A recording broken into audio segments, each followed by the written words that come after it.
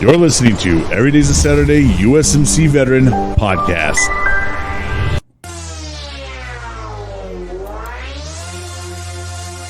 Now introducing your host of Every Day's a Saturday USMC Veteran, the one-man show, Brian Roof. Hey, what's going on, friends and family? Welcome to another great day, another great interview. And you know what? We are getting close to the end of season 2. Can't believe it's a whole another year down in podcasting. It's been an amazing year, and I'm super excited for my next guest. And I'm telling you, this is going to be a great end to the season, and we have some amazing guests to finish it off. And also, don't forget to go check out the website, edasusmcvet.com. That's where you can find all the shows. You can also find wherever you want to listen to it. I got a lot of the different places, all the different platforms. You can choose whether you want to listen to it or watch it. But anyhow, we're not going to make our guests wait any further. Like I said, I'm super excited to have a Vietnam veteran on here. His name is Tom Williams. He's not only a veteran, he's also an author. He's an amazing human being, and I can't wait to have him on here to tell us all about his story. We got Lieutenant Colonel Tom Williams. Let's talk all about it. What's going on? Welcome. How you doing, sir? Good to be with you, Brian. Thanks for having me. Absolutely. I'm excited to have you on and excited for you to share your stories with us. Let us know where you grew up. What made you end up joining the Marine Corps? How did you find yourself in Vietnam? Tell us about your experience as much as you would like to. And then kind of tell us, where you're at today and how you ended up writing all these great books. And we'll share all the great things with all these great people. But the floor is now yours, sir. Let's hear all about you. Well, I as far as growing up, it's kind of a convoluted story. I was born in Savannah, 20 December 1944. 6 months after my birth, my biological father abandoned my mother and I, and she had to hand me from one relative to another in and around Savannah. I enjoyed living with my Uncle Mel and Aunt Catherine on a small property near the river, the Ogeechee, and it was there that I learned to fish. I mean, we're talking a 3 to 6 year old out on the river fishing, and I made my first kill there, which was a water moccasin after my string of fish. Well, I was into cotton and peanuts and tobacco, but in those days you have to understand, I'm 80 years old. So back then, farming was done with mules. So my introduction to living on the land was caring, feeding, and employing mules. Well, one day my mother showed up with a man she had met and married at that time, Major Carl F. Williams, Jr. He was a major in the United States Air Force. He was a World War II veteran. He spoke Chinese. And the next thing you know, he hauls us off to Morocco. Well, here's an old country boy living on a citrus farm outside the capital city of Rabat in Morocco. I can't tell you enough how much that man influenced my life. All of a sudden, all of my playmates are Arabs and French kids.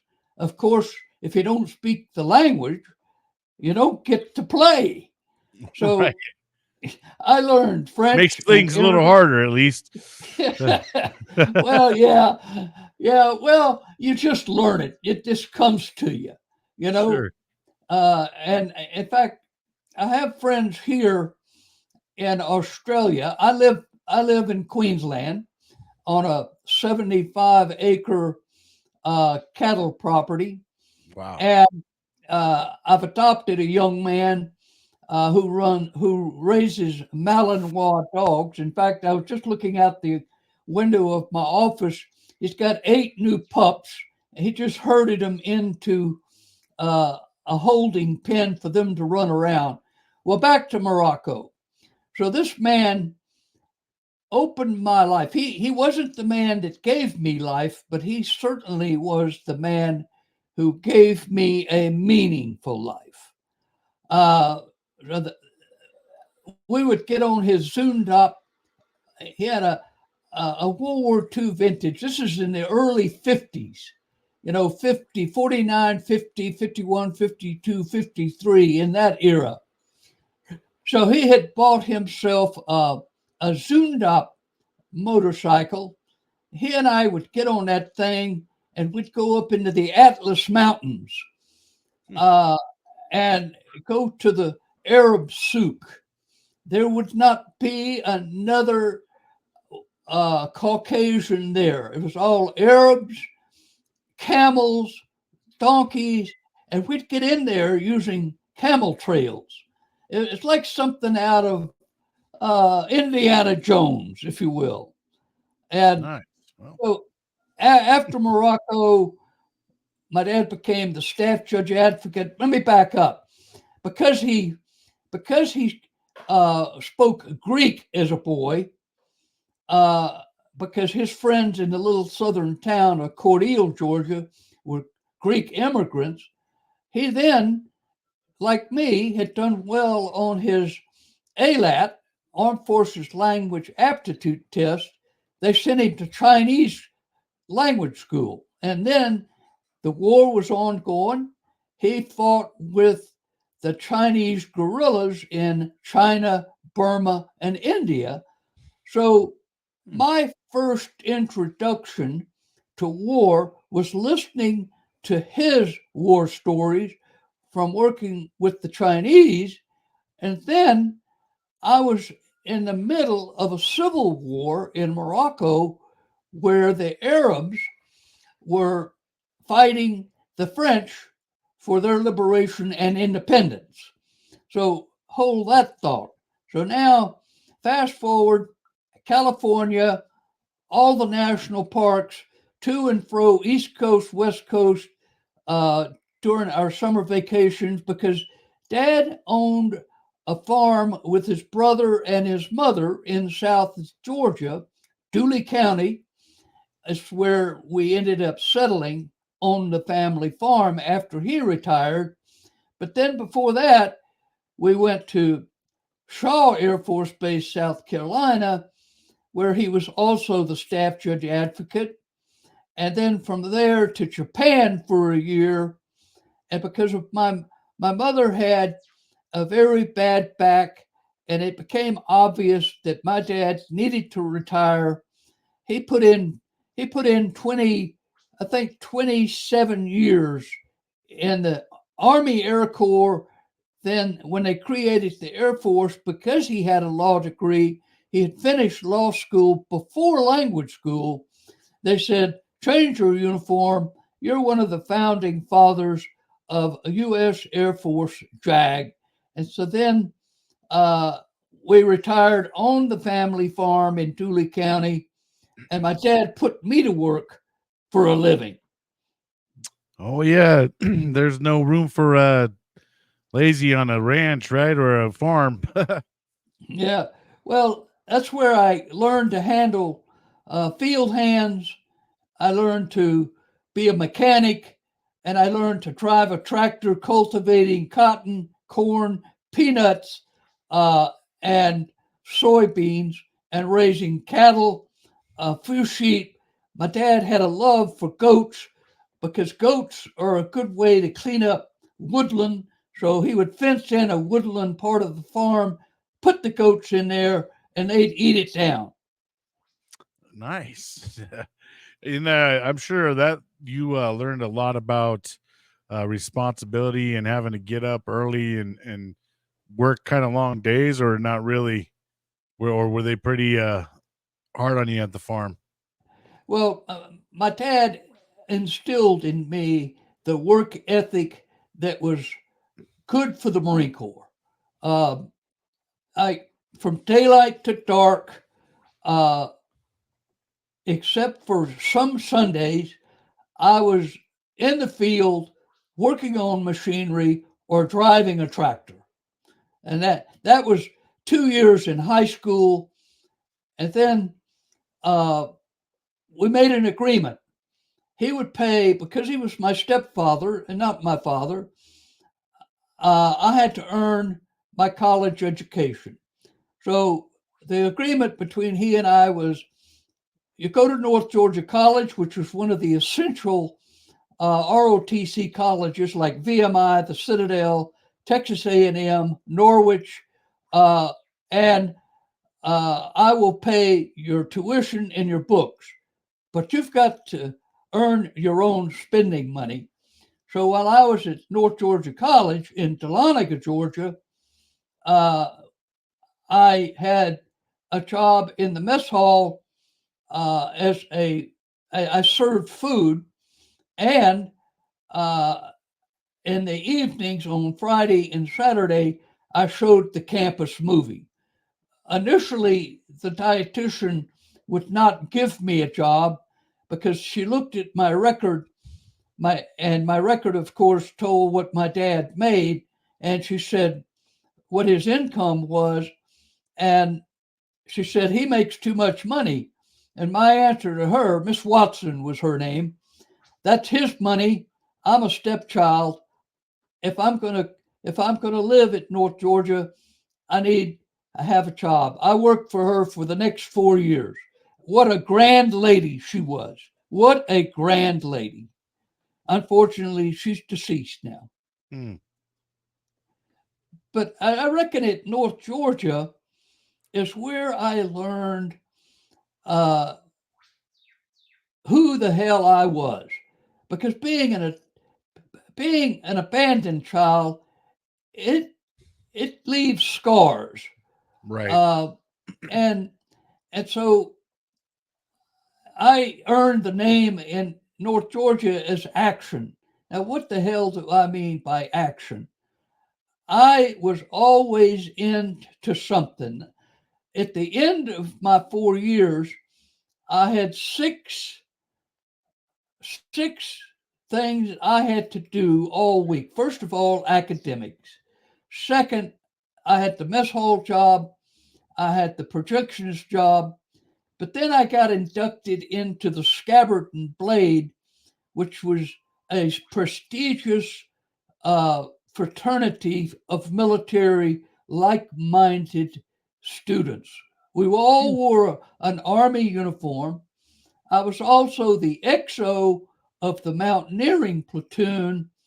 And finally, I uh, had a cadet platoon in Alpha Company commanded by one of my close friends, Bob Suchke.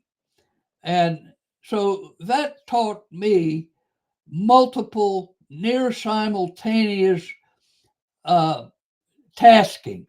Multitasking became my forte, not only in college, but then as I went into Marine Corps, it was a great learning experience using that. And you having been a Marine, you know exactly what I'm talking about. Yep. 100%. So you probably say, well, what made you go in the Marine Corps? Right? Yeah. Yeah. 100%. Yeah. Yeah. That's right, man. You're enjoying I'm on a college roll. life. Well, if you were a male and you were at North Georgia, you had to be in the ROTC program. I fell in love with it. But I looked around the cadet corps. I listened to the lectures. I participated in the field. We did a lot of field exercises on weekends and during scheduled events. We built our own VC village because we all knew, because of the draft, one way or the other, we were going to Vietnam. So our upperclassmen that had already been commissioned, going to Ranger School, going to jump school, were feeding us input from Vietnam. So we were getting real time, on the ground, hands-on experience from our upperclassmen that were already fighting that war. I looked around the Corps, Bo, and the U.S. Army, as good a program as it was, the best cadets I saw that were the most soldierly, if you would, were Marine contractor cadets. So I went to Atlanta. I got on Marine Corps contract. I came back to Dahlonega, and I got my ass chewed by the professor of military PMS and Colonel Ross. Well, Colonel Ross chewed me out, and when he caught his breath, I said, "Sir, may I speak?" He said, "Yes, cadet." I said, "Sir, the last time I checked, we were all fighting for that flag right there behind your desk." He said, "That's enough, cadet. You're dismissed."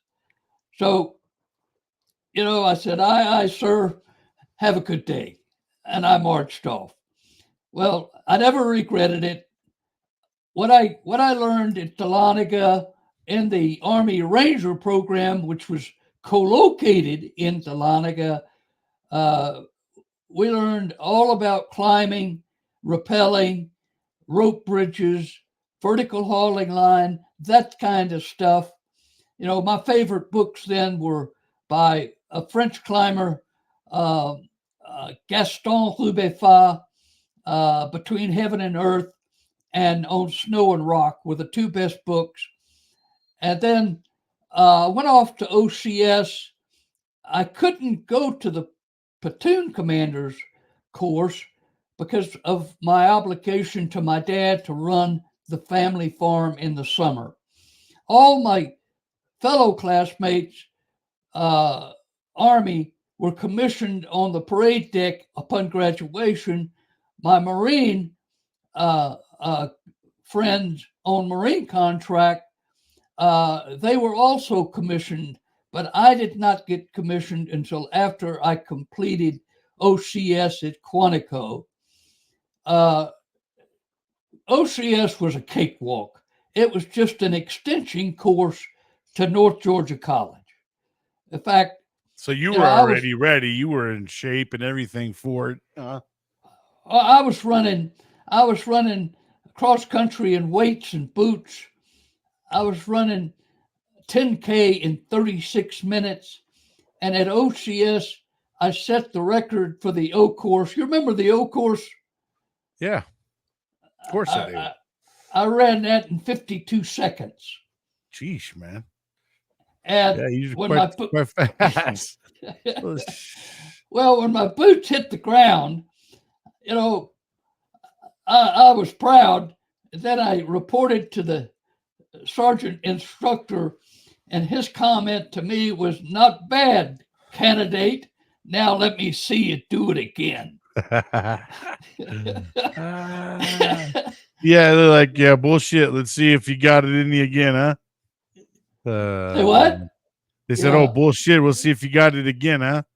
Yeah. Well, I'll tell you what. My wheels are still good, but I don't run anymore. I haven't run in about 5 years. I stopped running when I was 75. No use in pressing the envelope. I'm in good shape. My legs are in good shape.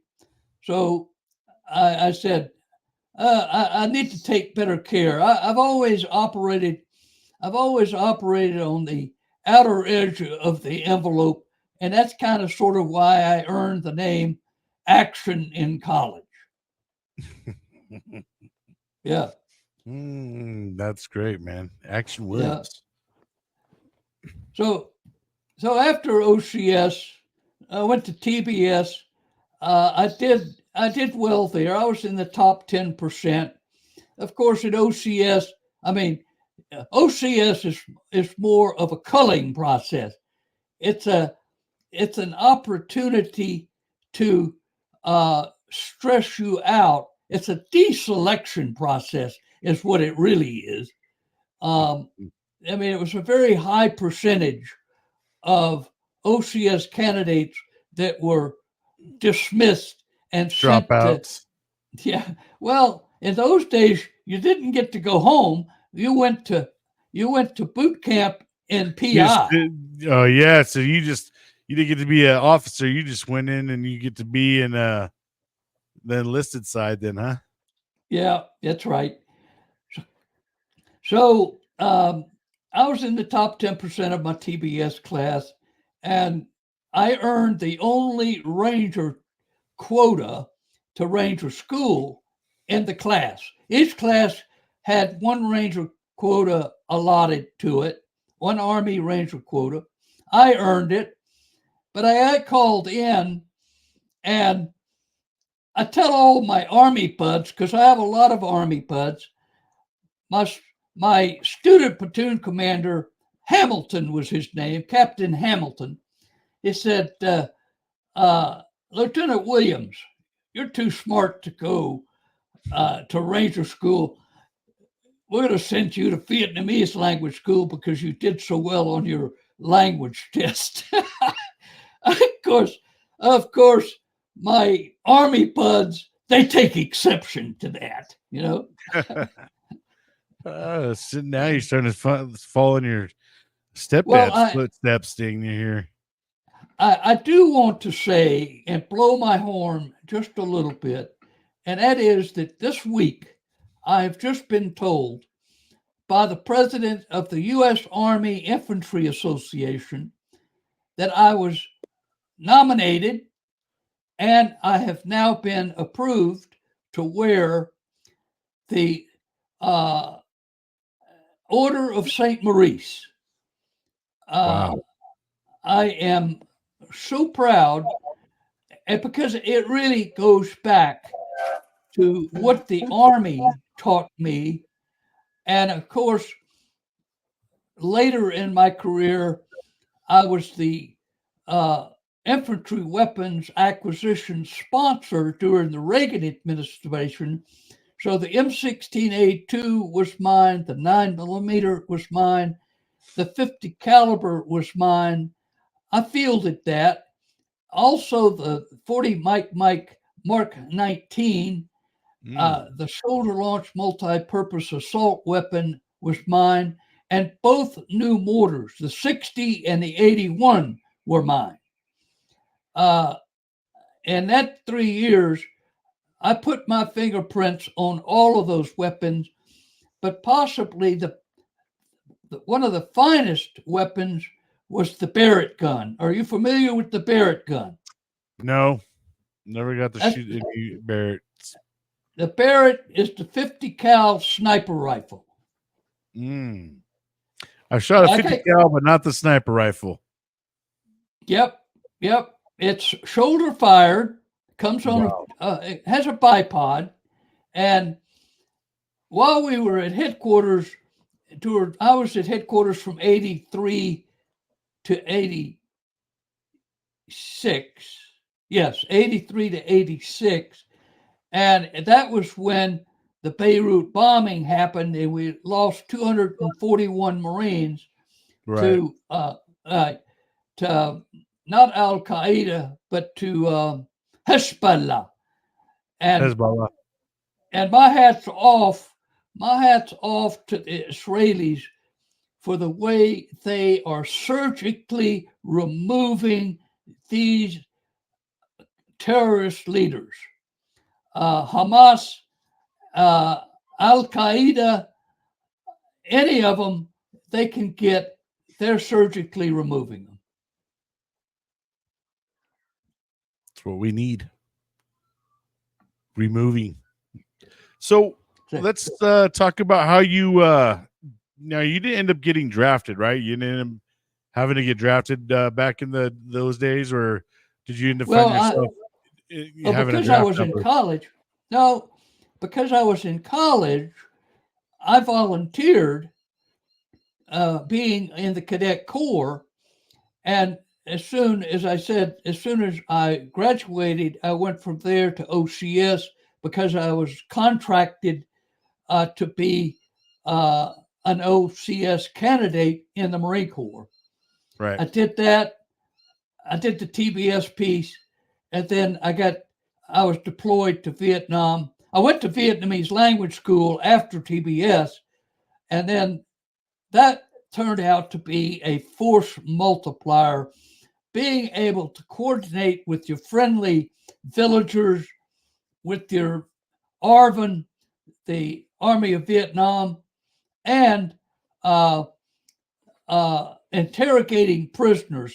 Well, being able to interrogate prisoners almost got me pulled from being an infantry platoon commander to being a pencil pusher on a battalion staff. I sidestepped that by literally begging the battalion commander to reconsider. We had a Kit Carson scout, a Chuhoy. You know what that is? No, I do not. Okay. A Chuhoy is a North Vietnamese or a VC that switched sides, and he's now a Kit Carson scout. He is both an IT, interpreter translator, if he can speak English, and he guides Marines or soldiers to where the enemy is. All right. So he knew where an 81 mortar and ammunition was buried in an area called the Arizona. And in my book, Doorsteps of Hell, in fact, let me show you. Doorsteps of Hell, in the back of the book, I have a fold-out map. Can you see that? Now, yes. Yeah. Okay. I have a fold-out map that when you're reading my narrative, in part 3 of the book, you can follow the action on that map. Well, that Arizona was where I was supposed to cross the river with my platoon and find this mortar and the ammunition and bring it back. Well, about 3/4 of the way across the river, I get ambushed. I take a couple of hits. My Marines take a couple of hits, but I had machine guns, I had mortars, and I had artillery, and I had close air support. I put on them like a bulldog on a pork chop as soon as they hit me. Right. I backed up and I pounded them. Well, the battalion commander just happened to be with me. He came because it was close to his command post where this happened. And immediately after that, because he saw me interrogate, question the Kit Carson scouts in Vietnamese, he said, "I want that lieutenant on my staff."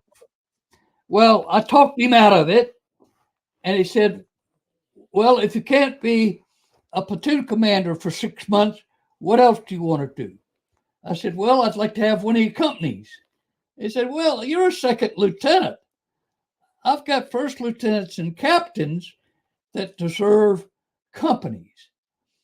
He said, "What else?" I said, "Well, if you leave me in the field for 6 months, I'd like to put in an administrative action form requesting transfer after 6 months to battalion recon." So that's exactly what happened. I got transferred to recon, and I did patrols in the jungles around that very same area where I was fighting for 6 months, around the paddies.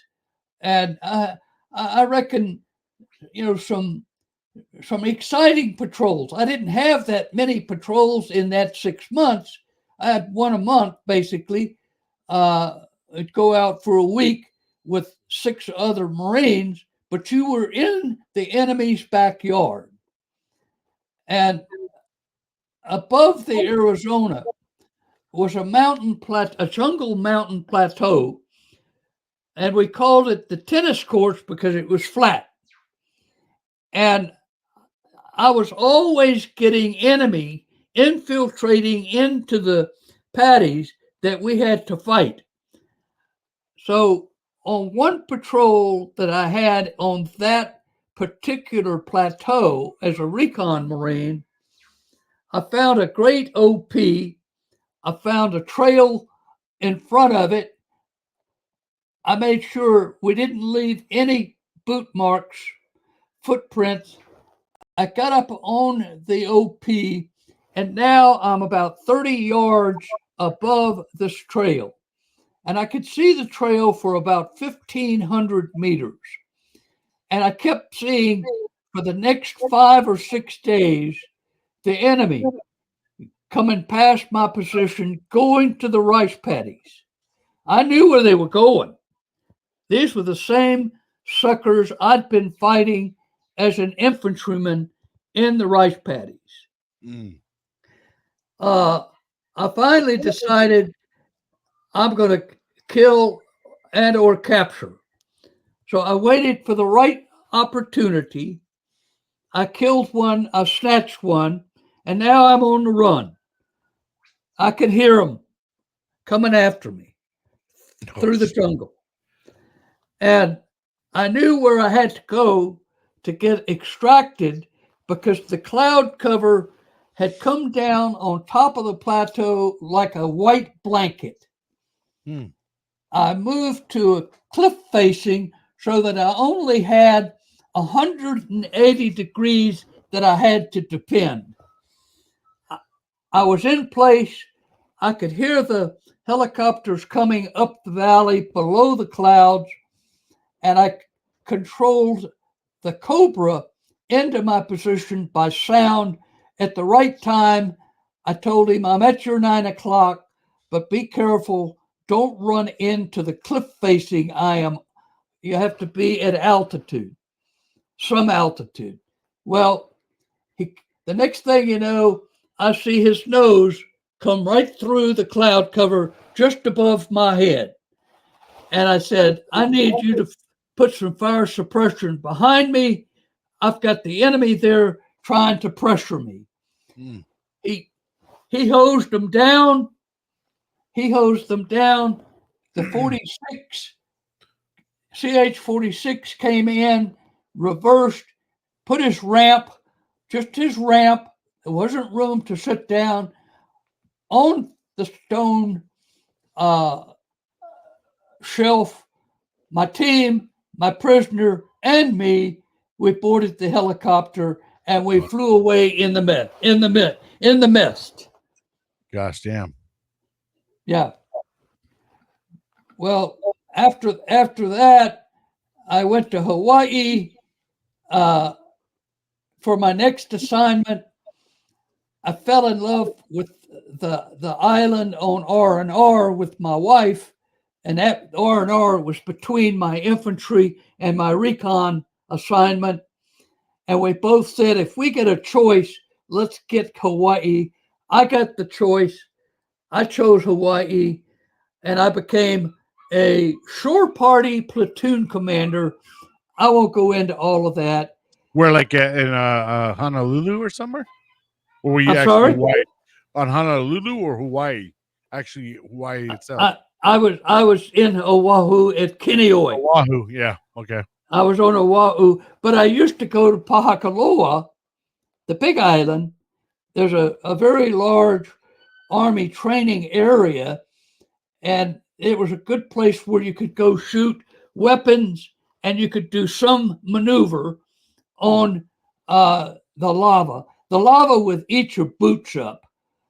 I was then, I reckon, about it's 19. I left Vietnam in April, May of 70, and it was June, July, March of 72 was the Easter offensive.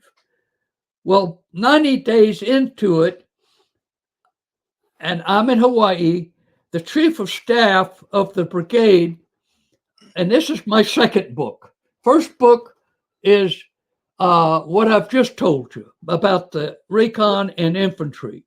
So you're in your books, you give your real life experience. I do just what I'm doing right here. Right on. And then you even put in, like you said, you have a map kind of showing, so it gives people a visual to kind of see what your guys' path were and stuff like that. That's really cool. Kind of bring the reader into the scenario a little bit. I like that part. Well, I can't claim originality, okay? Well, hell, it's okay. Okay. If it's work though, if it works, you copy it. That's right. Yeah, Douglas Southall Freeman, who wrote Lee's Lieutenants, Robert E. Lee, and George Washington. He wrote those 3 volumes. And in Lee's Lieutenants, all the Civil War battles that he describes have a map just like that. Well, being a Southern gentleman, I read all of those books, and I've taken that from that series of books. Also in my books, I capture lessons learned in a text box at the end of every chapter. Okay. But there are lessons learned all the way through the book. I just don't put them in text. You have to pull them out. In fact, I've taken all of those and I've put them in a little booklet out of book 1. So I've got 3 volumes of this, and it's a booklet so that young leaders can put it in their cargo pocket of their utilities and give extemporaneous lectures in the field. You know what I'm talking about. What we call in my day hip pocket training. Yeah, it's also known as the Green Monster. Yeah. That's right here, and I still have mine. Well, I just happen to have 100 of these. Gosh, dang, okay, yeah, that's taking it back further. That's the original Green Monsters. That's where my books come from. I write from reading these, and I have 100, and I've got over here in my library. Yeah. So did you take diary and stuff like that while you were over there? Did you? Because you've always been in. I guess you've always been into reading books and stuff like that. That's correct. Yep. Rudyard Kipling was good for that. You can't have enough wine, too many books, or enough ammunition. From Rudyard Kipling. So now, did you diary that much stuff though? I mean, did you have like? I have 4 diaries from my time in Vietnam on my first tour. That's amazing. And that's all narrative, and those are going to be published as well. And then the other thing in my book, this book, let me show you. Are these? You can see.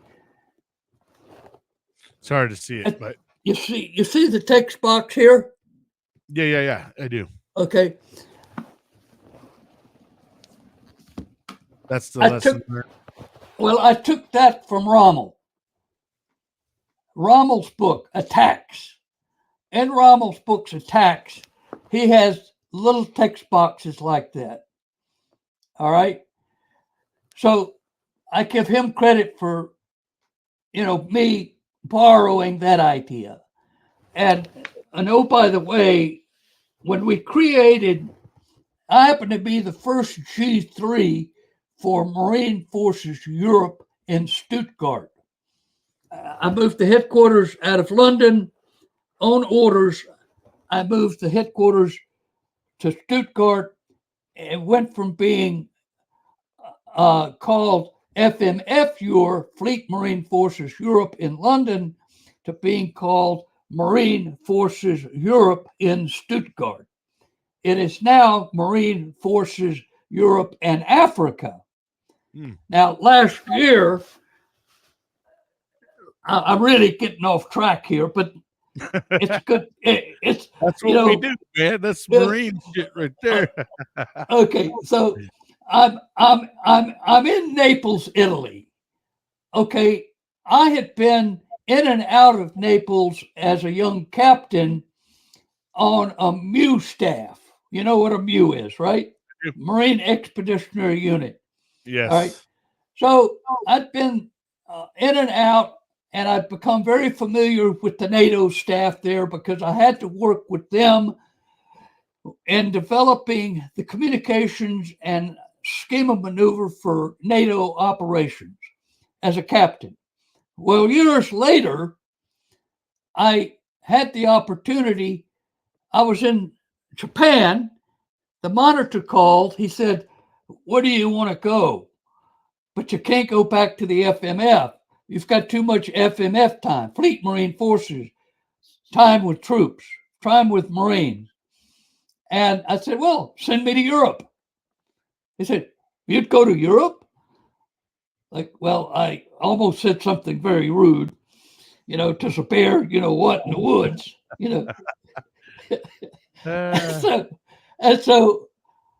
next thing I know, I've got orders to Naples to be the amphib training and operations officer for Com6 Fleet's NATO staff, which was Com Strike Force South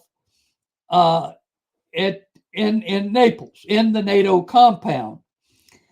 Well, that was wonderful. And that will be book 3. I will tell all about that in book 3. Mostly book 3 will be about amphibious ops and antiquity, because going back to Morocco, my dad got me interested in Roman ruins. You've seen the movie Patton, right? I don't think I have. I don't think I've watched that movie. I can't believe you've never seen the movie Patton. I'm gonna have to go see it now. Yeah. Okay. Yeah, that's right. And in the movie, there is a Roman ruin, and that's Volubilis. That was the first Roman ruin my dad took me to see. Well, Pompeii, because we used to go around the Mediterranean on ferries on holidays with my dad in the 50s. Went to Spain, the Alhambra. Are you familiar with the Alhambra? Man, no. I've got to educate you, Marine. Geez. You're the perfect person. You've been around the world a few times. I mean, okay. So then my first time in Pompeii, I actually got lost. Okay. And I just sat on a fountain. Pompeii. Yeah, well, that's good. That's good. At least I've gotten that far. Well, Pompeii is just scratching the surface of the Roman world. Okay, there's so much, right? So much. The Etruscan civilization, the Phoenicians, the Romans. We do Greeks. Horrible with history, here in the U.S. Yeah. I feel like anymore now. That was my major in college, was history, psychology, and political science. Those Oh were well, my. sheesh. Yeah, I'm not going to go against you in any kind of history test. Sheesh. Uh, well, my final in history, my final exam in history was something like, it was a one-liner. Tell me all you know about English history from 1066 to 1666. 600 years of history. So I regurgitated everything I knew in a few hours and taking that exam. Okay, so where were we? Yeah, you're a little bit of a history buff, man. No wonder why you're over here schooling me. You don't know about that? No, I know it. Why, dude? That's Yeah. great, man. Well, so what else can I help you with, sir? All right. So, no, we're just, I want to keep hearing more stories about, what ended up, so how long did you end up spending your time in Vietnam in total? And then, what I made had you, two tours. and then you I end had up two doing tours. 20 years or more in the Marine Corps? I in did total? 29. I did 29 active, and then I did 11 after I retired. 6 in Saudi Arabia as a mentor because of my Arabic language and my operations. And I did, after that 6 years, I did 5 years in Afghanistan, 4 years on the Iranian border training the 207th Corps. I learned, I learned some Farsi. Man Baba Kolo du Safarastam. I am the father of the Victory Corps, is what I just said. My translator is a Tajiman.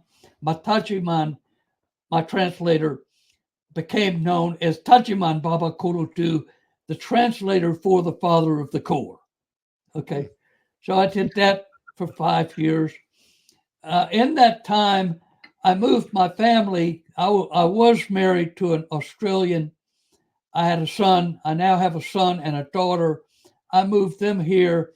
I bought a 75-acre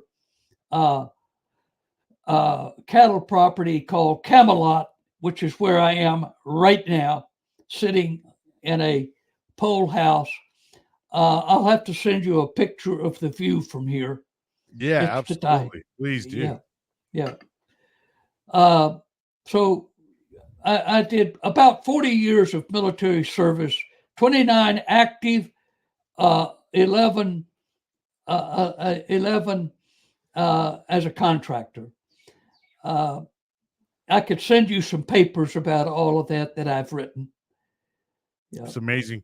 Yeah, we'll definitely get into your website here shortly too, and we'll share off some of your books and everything. Um, Now, when you, man, I mean, a lot of people that experience Vietnam definitely. Some guys when they got out threw away their uniforms. Just totally uh, weren't proud of their service anymore. So for you to keep going, that's quite amazing. Did you kind of stay away from a lot of that negative side of it when you guys came home? And I mean, a lot of people didn't receive it all very well. Vietnam veterans were unfortunately treated like trash by America and Well, their own people. let me say something about that. Okay, I was in full green uniform. I was coming back from Vietnam. I was in the Atlanta airport, and there was a young man at the top of the escalator at the Atlanta airport, and the sign said "baby killer." Mm. I got off the elevator. I walked right up to him, and I said, I defend your very right to have that sign. But if you don't get out of my way, I'm going to stomp a mud hole in your ass. None of that bothered me. Okay, Good. they Nice. they have their right to protest. Yep, absolutely. It was not. I've got a paper. I've got a paper that I've written. Actually, it's a chapter in book 2. Book 2. Let's go back. Let's go back to Vietnam first, and then I'll tell you what this paper says. Absolutely. Okay. I'm in Hawaii. I'm approached at a cocktail party. I've already come up to that part I told you earlier. He says, Tom, you speak Vietnamese, and you also are an aerial observer. Because while I was in Hawaii, I got a quota to go to AO school at New River. Okay, you know New River, probably. New River Air Station. Yes. Okay, next to Camp Lejeune. I got my qualification. No sooner did I did that than the Easter offensive kicked off. Okay, I heard, I was asked on Friday at a cocktail party. I was on an airplane on Sunday back to Vietnam as an air observer. I was going to work with Subunit 1 First Anglico. You know what Anglico is? Air Naval Gunfire Liaison Company. Yes. In that trip, en route back to Vietnam, the aircraft, it's a 747. We get hijacked. And the hijacker wants to take us to Hanoi. I am in summer service. All right. I don't really want to go to Hanoi. I was in the same compartment. I could see what was going on, but I didn't know exactly what was going on. I called the steward over. He told me what was happening. I said, I speak Vietnamese. It's a Vietnamese student. I may be able to defuse this thing. The pilot sent word back to me from the steward, with the steward, don't do anything. I've got a plan. Well, he dropped down a 747 at 4,000 feet, drinking over the jungles of Vietnam outside of Tan Son Nhut Airfield in Saigon. He makes an emergency landing at Tan Son Nhut, blew all the doors, everybody got out. I went to help him because now he's wrestling with the hijacker in the aisle. The bomb pops out. I grab it. I throw it to another passenger on the other side of the airplane. He throws it in the median away from the airplane. I'm standing over both the pilot and the hijacker in a seat. He's in the aisle. And the pilot stood up. He'd gotten cut. He got cut, and he had another passenger that had a 357 Magnum. He was a retired policeman going to Saigon for a security job. He put 4 or 5 rounds in him. Pilot picked him up and threw him out the damn door. You know? Yeah. Shit, that was well, I just, during the debrief, I went over to the pilot. His name was Vaughn, V-A-U-G-N, Vaughn. And I said, I really didn't want to go to Hanoi anyway. So, yeah.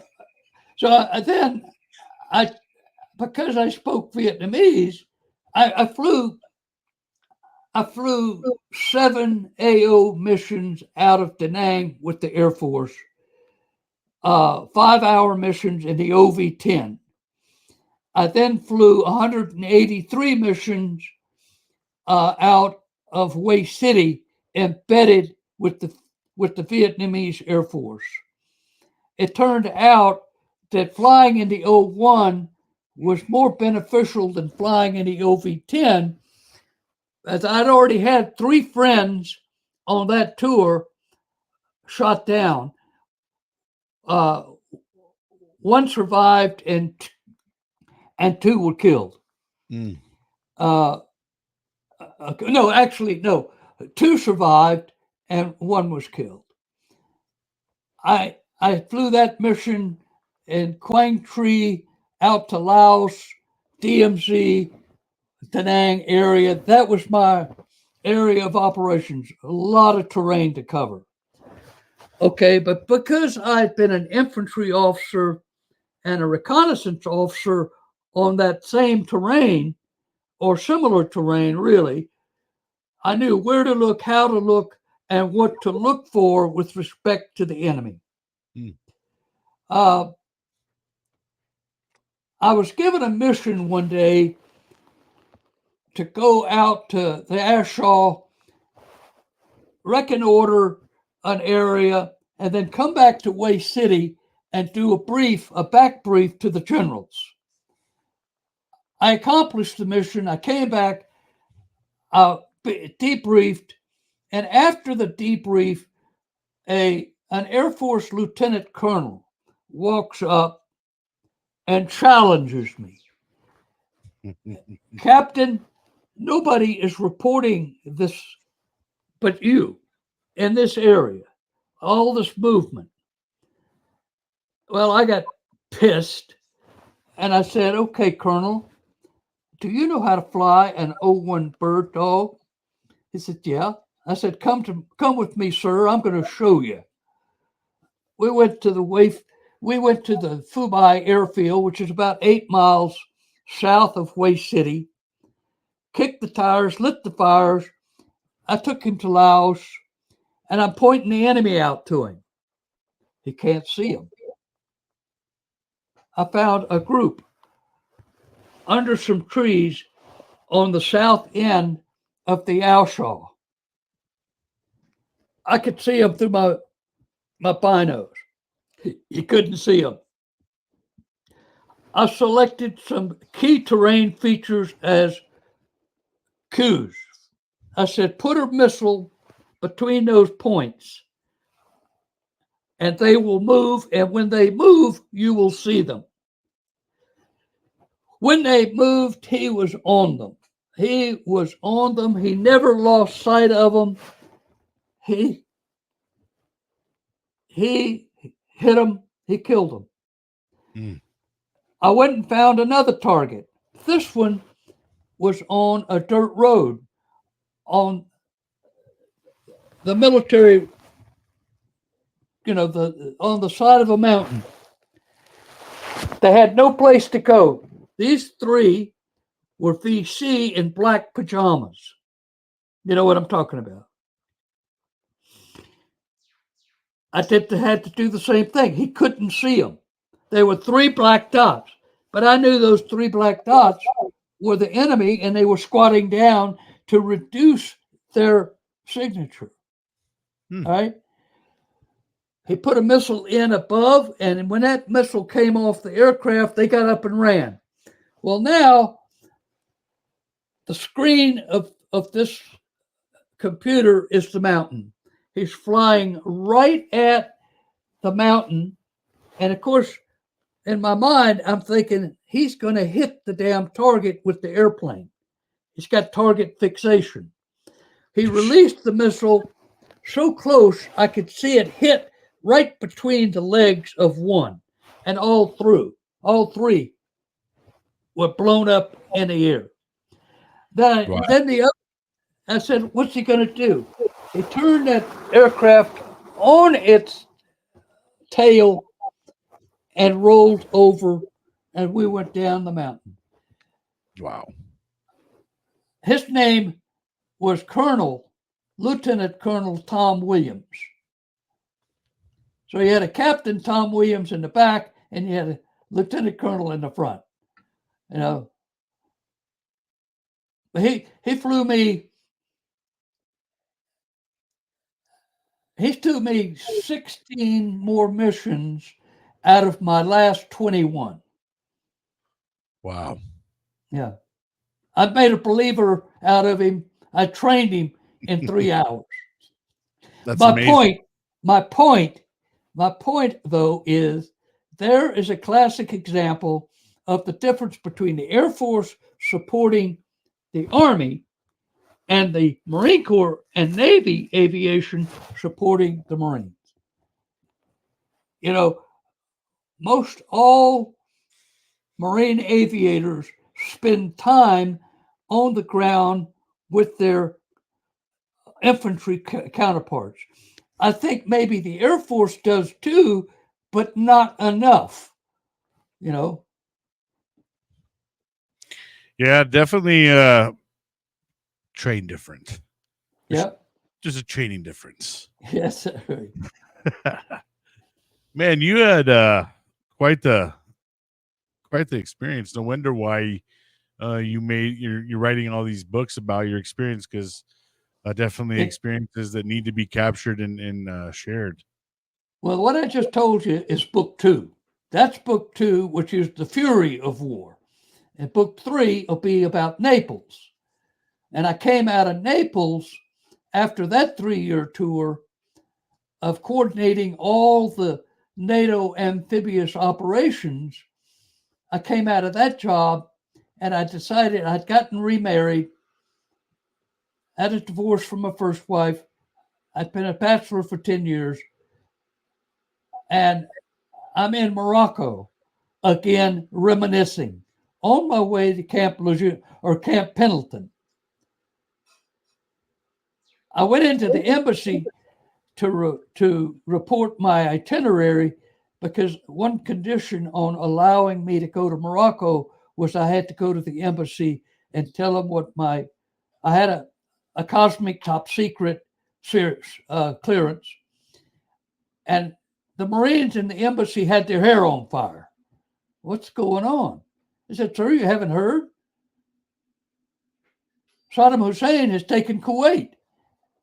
And one MEF at Pendleton is going to Saudi to avoid, to block any attempt of Saddam Hussein coming down into the oil fields of Saudi Arabia. So when the time was right, the time, I called Pendleton, and Lieutenant General Boomer, the 3-star, he had been in the Easter offensive. He knew I was coming from Naples. He was familiar with me, my name only. We'd never worked together. And he told the G1, you tell Lieutenant Colonel Williams, don't come here, turn in Morocco, from Morocco, and meet us in Saudi Arabia. He's going to be the 1MEF liaison officer to the Ministry of Defense of Saudi Arabia in Riyadh. Well, I had to kind of beg, because I had a new wife. I had to take delivery of a car when I got to Pendleton, because it was already waiting for me. I bought it in Germany. I'd gone up to Germany and bought a BMW 525. It hardly arrived, and they were waiting for me to come pick it up. It was paid for. It was ready for me to pick up. I got off the airplane in Los Angeles. I drove to Pendleton. I was on duty the next morning, and 10 days later, after I got the car, I got a house for my wife, I was back on an airplane into Riyadh to assume the duties as the U.S. Marine Corps liaison to the Saudi Arabian government. Wow. Another exciting day at the office. Yeah. My gosh, man. How many books in total are you planning on writing? I know you said you're working on book 3. Well, are you stopping there for that one? How long is a piece of string? Well, it depends on where you cut it. Well, I've got book 1 published. I finished book 2 final review yesterday, and I sent it to the publisher yesterday. It should be out. I was hoping I'd have it out by December. but I think it'll be New Year before I get it out. Book 3, I've got a lot of notes, a lot of photos, a lot of work on it because I took the advantage last year. As I told you, I went back to Naples. I was in Naples for a week taking notes. Was it weird going back? It's like going home. Was it Like was going it home. pretty very familiar? Yeah. I had Brian, I had fallen down in a rose garden. Okay. While I was in Japan, before I got the assignment, I learned that when I got there, there was an apartment that kind of sort of went with the job. It was a penthouse. I had a 40 by 40 foot patio that overlooked the Mediterranean and the islands, Ischia, Posi, what the hell is the other island? Not Capri. Capri was around the corner. Procida. Those 2 islands were my view in the mid. All right. I tell you that. All right. So I lived there for 3 years. I'm looking at every Roman ruin.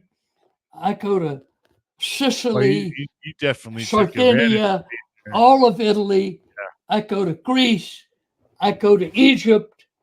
I go to Turkey. And I always mixed business or pleasure with business. Okay. Okay. So for instance, I'd have a meeting in Britain. Like an opportunist to me, you know what I mean? Yeah. Well, hey, come on. Hey. So I'm in Britain on one of my liaison trips. I take a week's leave and I learn how to do dry stone walling.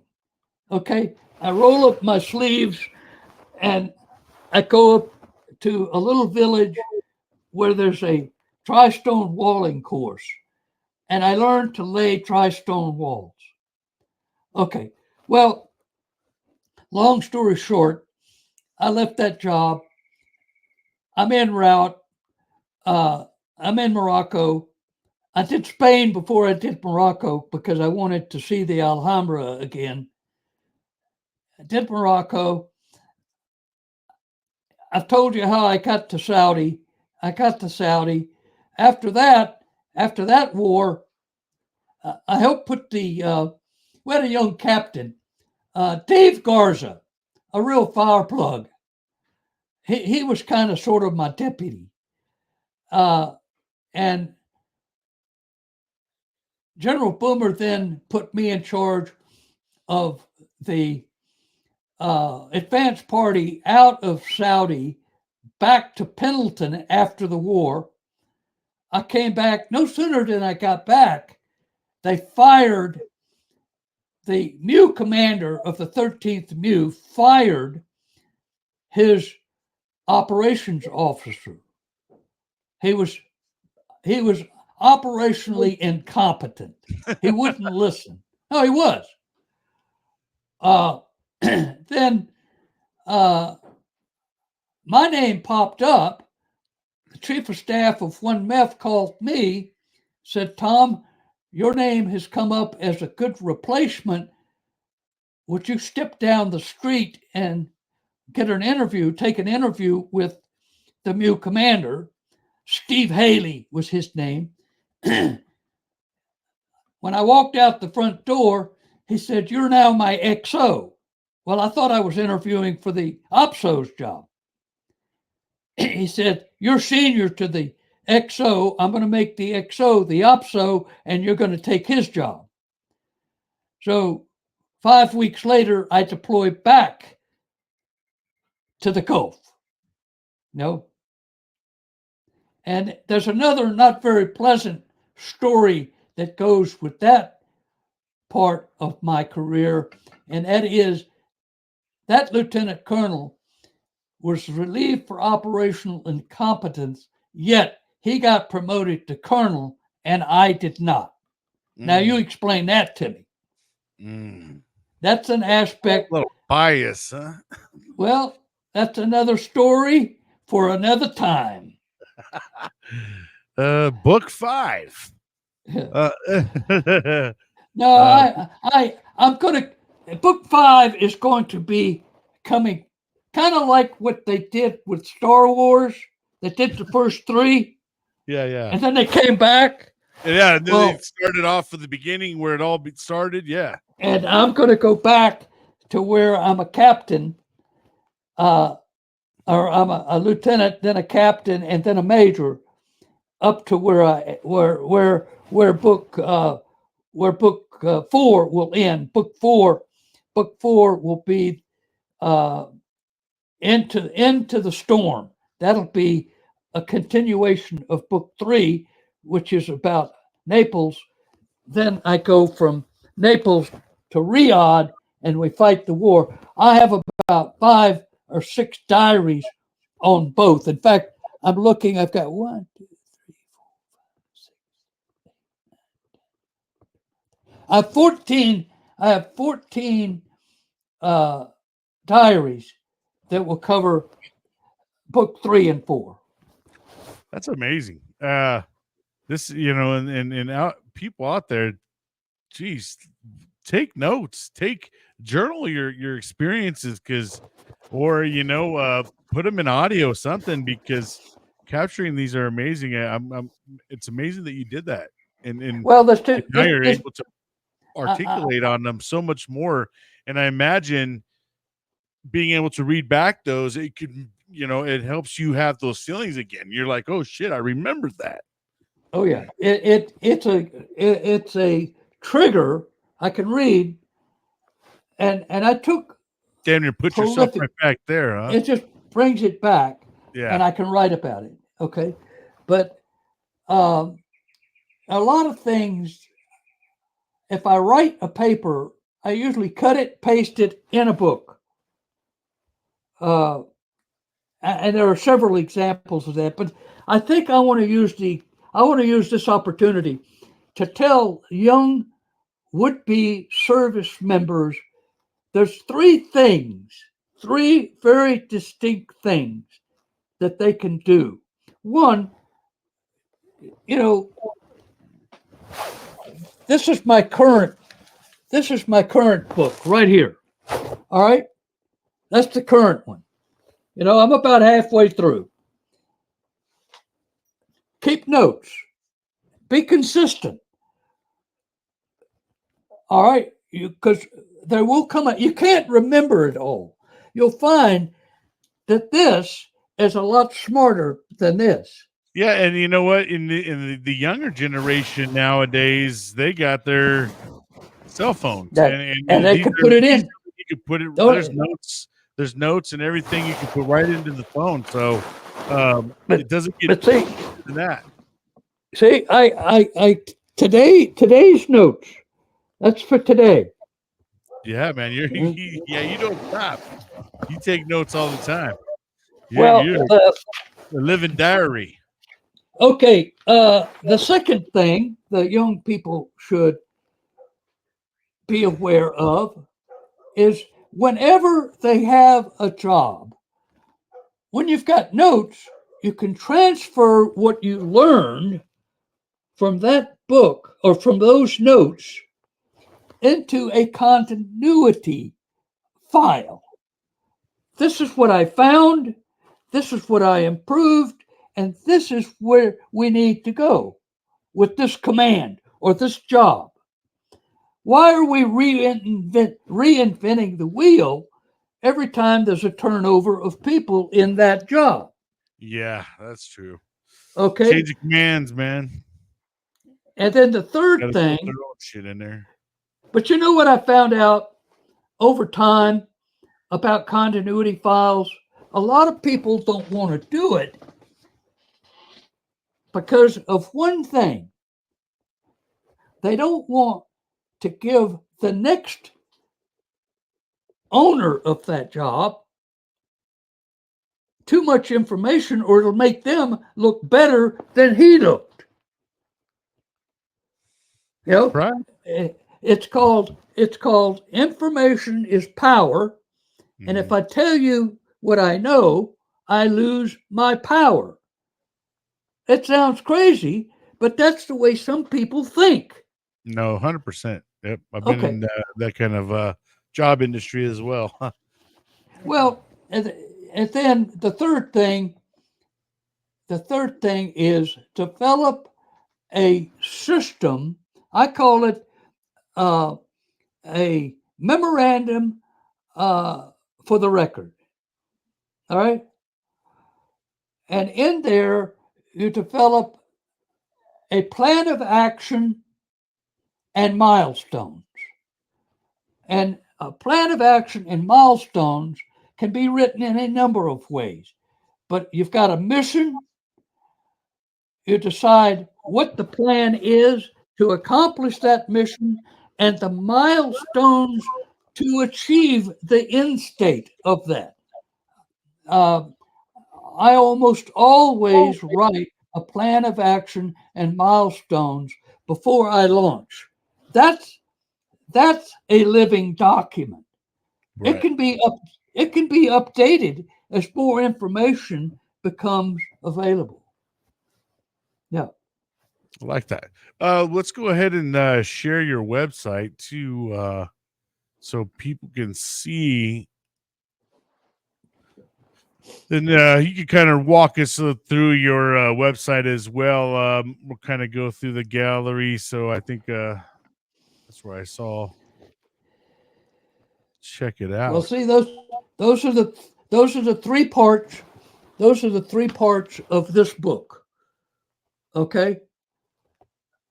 That's my youth. When I was abandoned, that is my education. And then finally, that was part three, which was my infantry and recon experiences in book one. Wow. And these are just pictures of me early in my career. That was the last prisoner I took. I ran him down. Damn. The day before that, I got shot off a stump. I was sitting on a stump waiting for another platoon coming up on my left, and enemy machine gunner hit the stump I was sitting on all around me. I did a backflip. Into a bomb crater and came out fighting mad. That's the cover of book one. That's the cover of book two, which is The Fury of War, and that is about the first Gulf War. That's how, okay, that gives you a word summary of those two books. Love Okay. it. Then this is me as a second lieutenant infantry platoon commander. And the point I want to make there is you spend 6 months as an infantry platoon commander in the elements without any amenities, zero, absolutely nothing, no bath. And this as a captured rice cache as an infantryman. See, they would come down out of the mountains, collect rice from the villagers, and then stash it. And then they would send porters down out of the mountains to backpack it up. When they would backpack it up, the porters never had a weapon, but they had guards. Okay. Wow. What an Sure. experience, man. And I'm glad that we're able to capture these stories. I feel like there's so many more stories out there, especially from Vietnam, that we're just not capturing. A lot of guys either don't want to talk about it or we've lost them.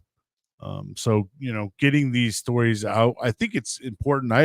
I wish we had a lot more World War I and World War II stories out as well. But geez, I mean, I love how much you've put into this, man, and that you actually diaried, and I mean, not a lot of people do that nowadays and don't understand the importance of it and Well, how important my it ends up being later on in life. Like, I mean, you're able to share your stories with us so many years later, as though it was like, it just happened yesterday. well, what you're looking at here are the quotes. Are the quotes I received. I've got one Medal of Honor. General Boomer gave me a quote. General Livingston gave me a quote. Wow. French Foreign Legion gave me a quote. It gave me a review. The U.S. Army Infantry, president of the Infantry Association, gave me an incredible review, and I'm very proud of the Marine general officers that have supported me with both quotes and uh, and reviews. General Zinni and I are good friends.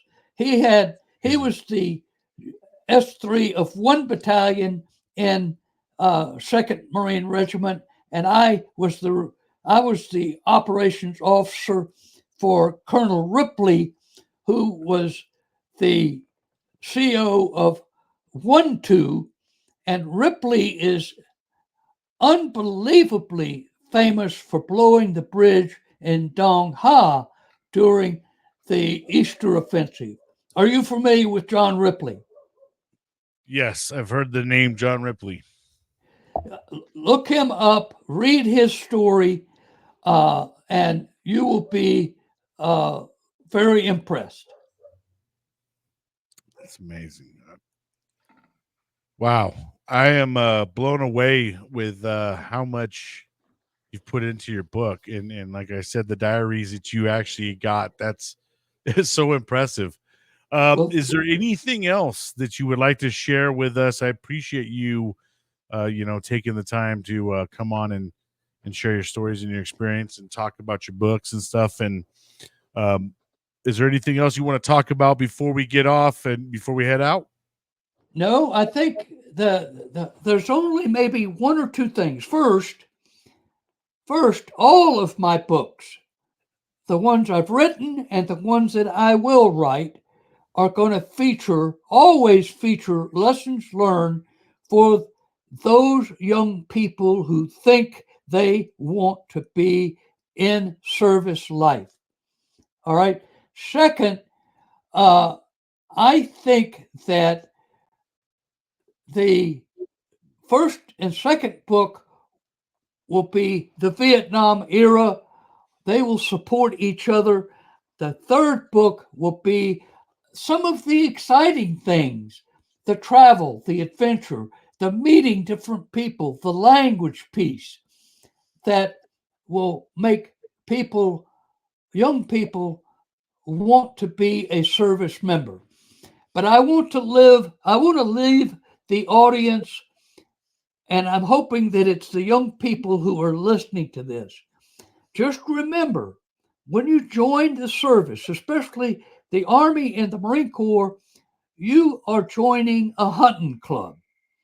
Except the critter that you're hunting is going to also be hunting you. And when your mission, both Army and Marine Corps on the ground, is to close with and kill or capture.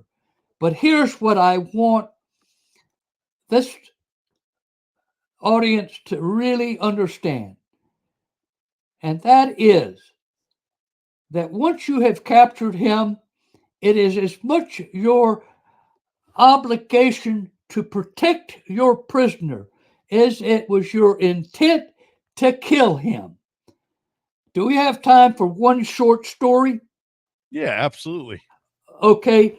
My dad told me when he was working with Chinese guerrillas, and this stuck with me, and that's why I made this final statement.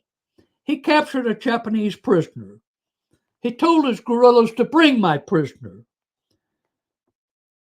Later on, my dad wanted to interrogate that prisoner, so he went down the column. He couldn't find his prisoner. He went to the guerrilla leader. Where's my prisoner? The guerrilla leader told one of his men to come forward, had a burlap bag on his shoulder. He reached down into it and he pulled out the prisoner's head. Wow. The guerrilla leader said he wouldn't walk, and we are not beasts of burden, but we did what you told us to do. We brought him. Now, why do I tell that story? I want to emphasize the importance because we can never have another incident like the My Lai incident. Captain Calley, who just died this year, killed 400 friendly people. And you can get more out of a prisoner than you can a dead man. That's true. So that's all I got. Well, hey, I appreciate you, sir. Thank you once again for coming on, talking and telling your experiences and sharing everything you have. And Semper Fi, brother. Semper Fi, Marine. All right, we'll see All you. right. Kill. All right, friends and family. Well, there we go. That closes out another great interview, another great episode right there. Guys, go check out his website. You guys go check out his books right here, www.heartofamarineseries.com. Go check that out. Go pick yourself up a copy of the book. The Vietnam era is one hell of a group.